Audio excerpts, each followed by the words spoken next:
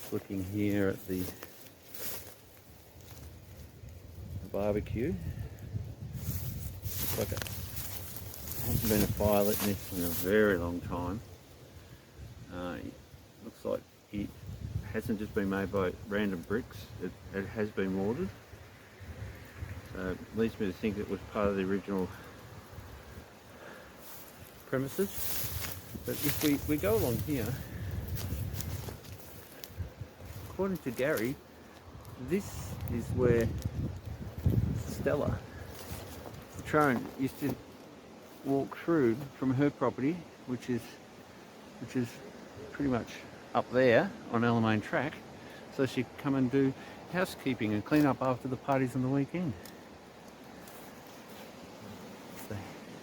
The steps are just down at the bottom of that tree there, what we call the fluffy tree. So you can imagine they went past there, the house would come up to this spot here.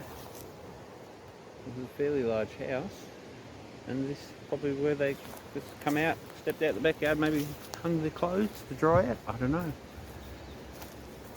But the block ends just up here, because it was only half a block. There was another block behind it, 158, which is owned by the Toziers, which went up to the Alamein Track.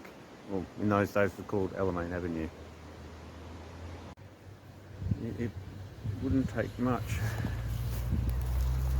a quick mow, to turn this area, being so flat, not really overgrown, into a lawn. Small as it is, but still quite nice.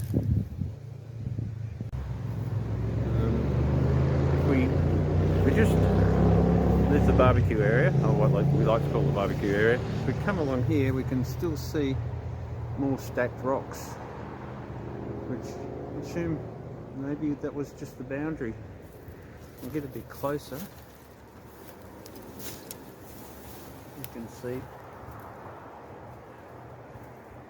underneath that growth is some large rocks, but they've seem to be stacked up there.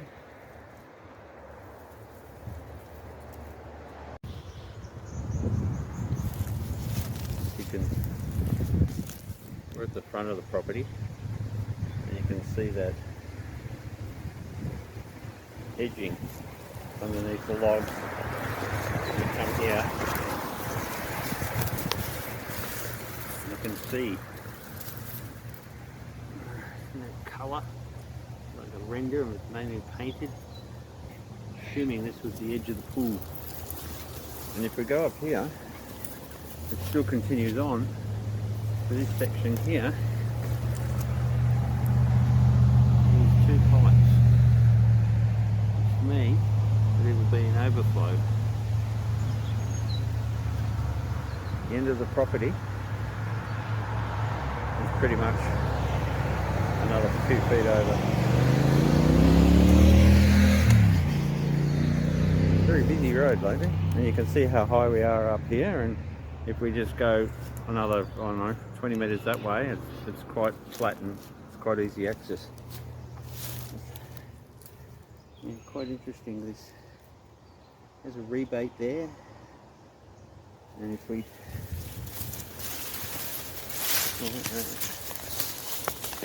seems to end there, but on the other side of that stump there at the front, you can see possibly a part of it here. It's almost as if it goes off at the right angle and then goes along there. That is where the brick wall is that we found earlier.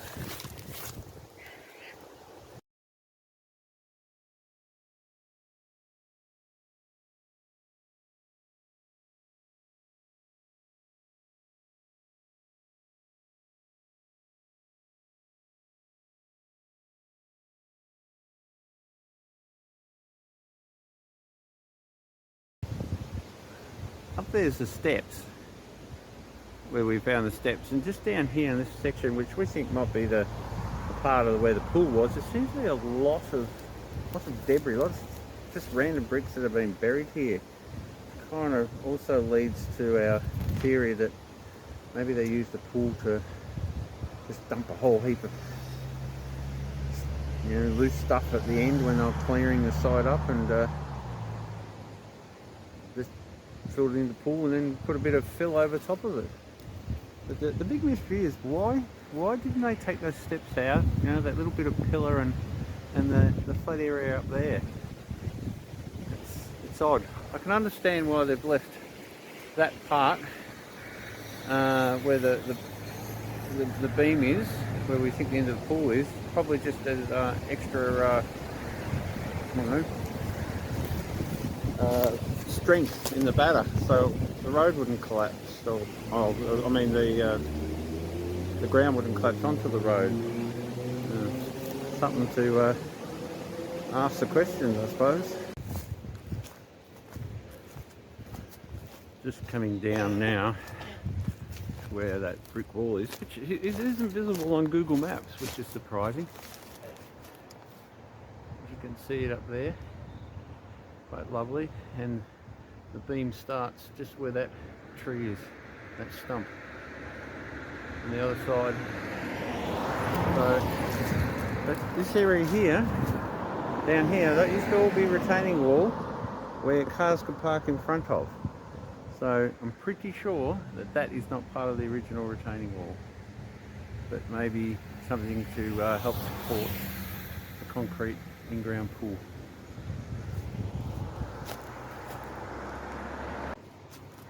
And I believe that the ease of access that we've had compared to other sections, as you can see down the road, it's very, very steep, and as we go further this way with the bikes coming down, that's also very steep, which we'll look at in a minute.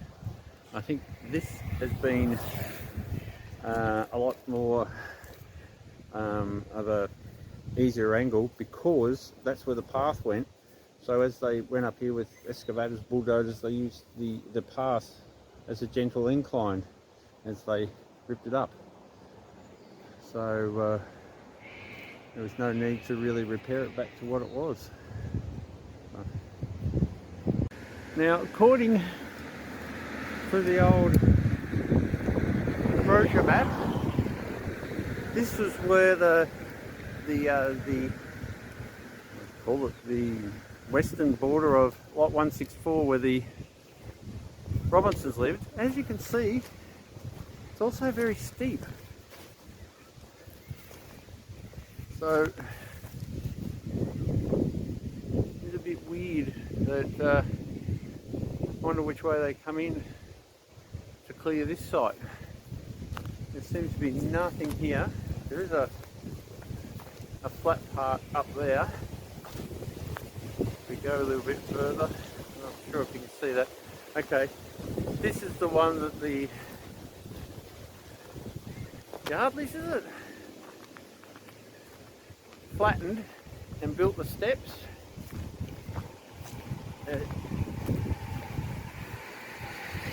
So that's as far as they got. They had a flat area, made some steps. Maybe they were going to have a grand stairway as well, but no sign of a driveway. It was never completed, they abandoned it. So, very interesting.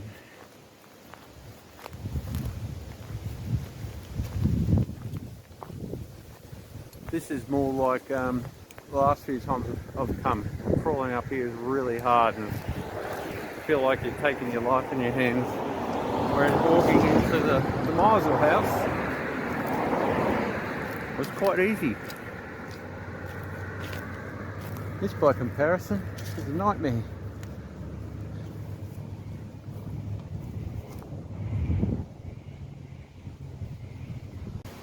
Madeline's found a path next door to the Robinsons that looks like people take as a shortcut up to Alamein Avenue.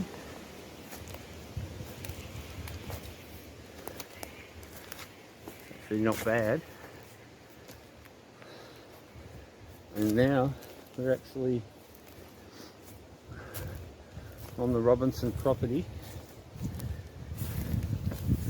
And it was a two-storey house, but it was quite neat and of a good size. Not as imposing, I suppose, as the Meisels house was. But just over there, the other side, we can see where those steps were earlier. But we did a far better job of totally removing everything from the Robinson house, that's for sure.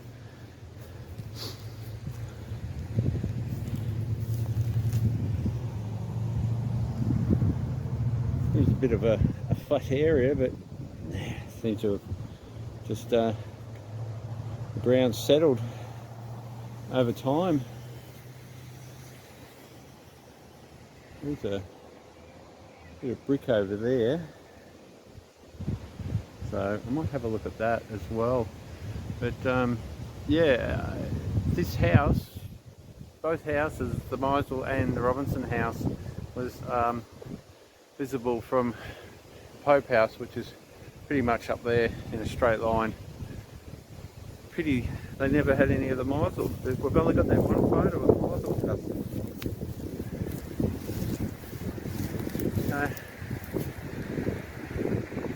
There's some brickwork there.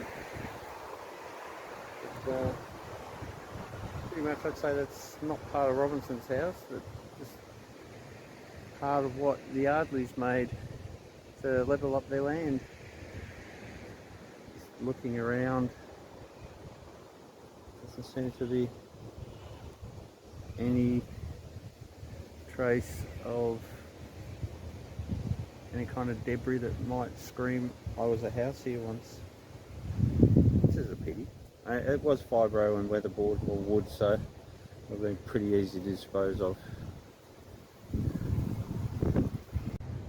I can't help but notice that there doesn't seem to be any driveway here either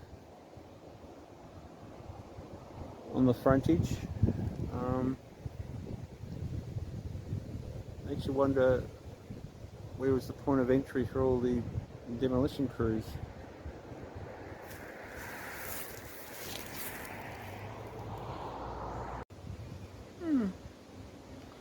Looks like they were to a lot of trouble to level that area.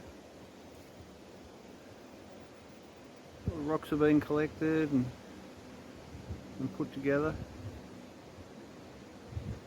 A nice little flat area. See, it's very close to the entrance to Alamein Avenue, which is, you can just see, just pretty much there. It's like a ha-ha, it's just hidden by there. Maybe they coming through the back. It's hard to say. I just wish there were more records, more photos. Oh well, eagle-eyed Madeline's done it again. Looks like we found some footings, old gal pipe.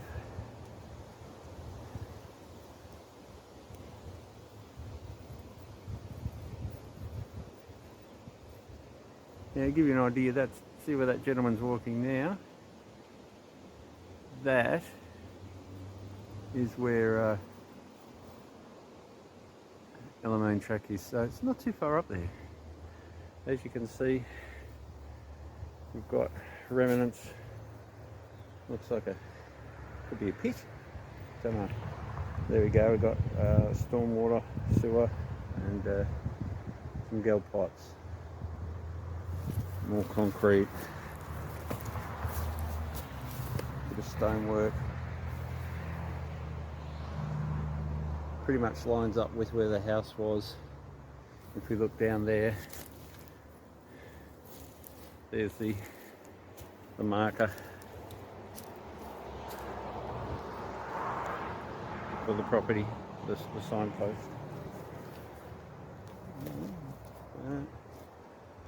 Maybe they didn't do such a great job of getting rid of all the evidence of the house.